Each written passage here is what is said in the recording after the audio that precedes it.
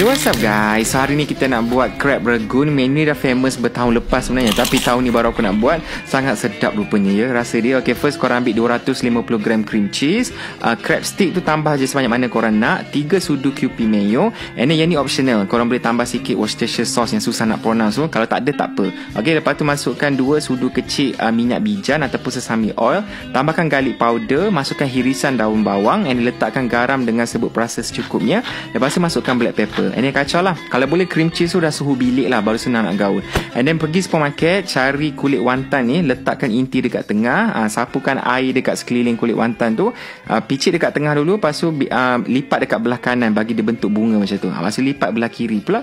And siap, itu saja. Korang nak buat bentuk lain pun boleh, tak ada masalah. Lepas tu siap, atas bawah pun dah kemas, dah cantik. And kita ready untuk goreng. So nak goreng ni make sure minyak betul-betul panas. Korang letak kat dalam tu sekejap je, tak sampai seminit dia akan crispy golden brown, boleh angkat. Compare dengan popia carbonara, menu ni jauh lagi senang, jauh lagi cepat nak buat.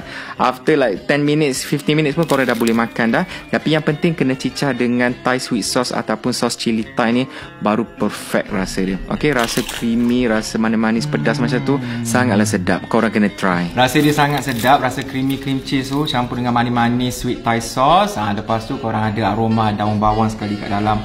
Sangat sedap. Okay, boleh try kat rumah nanti. Selamat mencuba.